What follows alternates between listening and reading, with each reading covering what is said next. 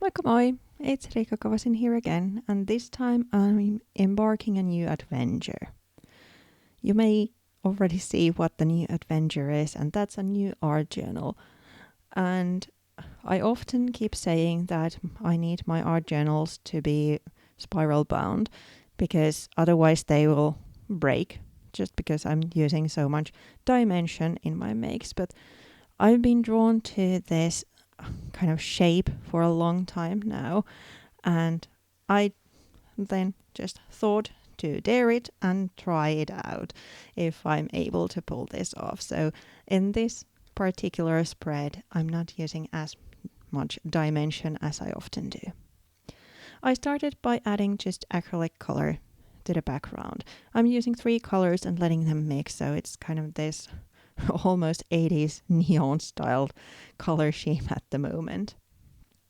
I'm then bringing some contrast to the page by using stamps. These are all from the same stamp set, and I'm using just black ink, so they will kind of be just this visual pattern, but I'm mixing the different designs and creating these clusters to the page.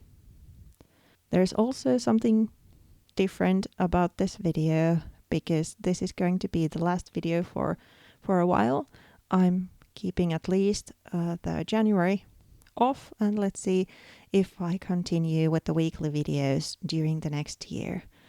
But there's a lot of old videos in my channel, so I hope you will rewatch them and still stay tuned in the channel, even though there's not going to be new videos, at least during January.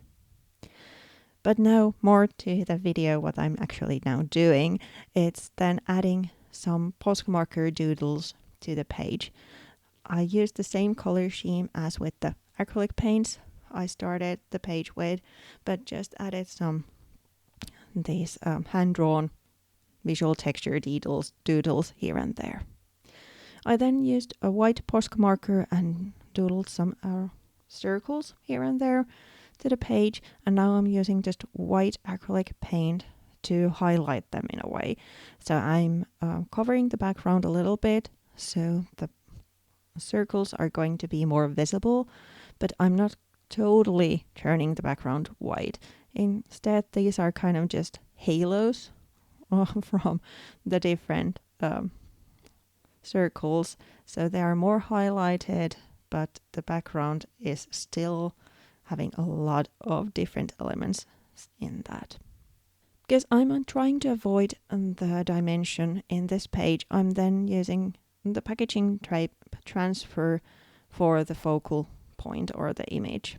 I also wanted that to have a little translucency in the picture. So I just mounted this Tim Holtz paper doll on top of packaging tape and then put it in a bucket of water for a while and remove the paper from underneath. So it's just this kind of thin, glossy, translucent piece. I'm then adhering to my journal using a collage medium. So you can see the pattern kind of emerging a little bit through that focal point.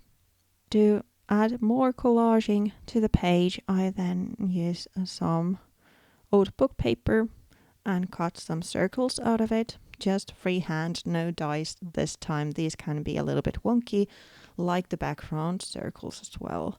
I'm using the same medium then to mount them to my journal and then letting the page dry and letting it air dry because otherwise the packaging tape will start to melt.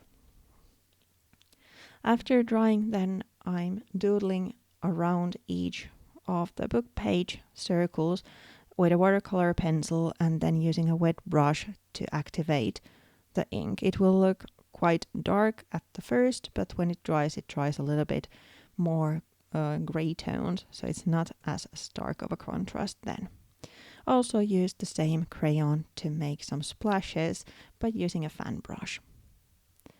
I then added some text stickers to the spread, and then I'm adding the final detail, some hand-drawn stitches running across the 2 pages.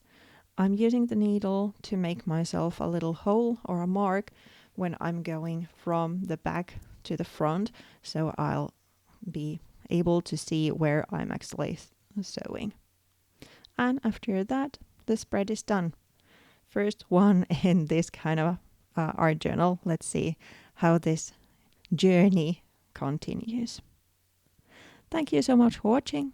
I hope you enjoyed the video, and I'm wishing you the very best of new year, because this is the last video of this year, and as I said, at least the January will be without any videos. So happy new year, and thanks a lot. See you. Bye.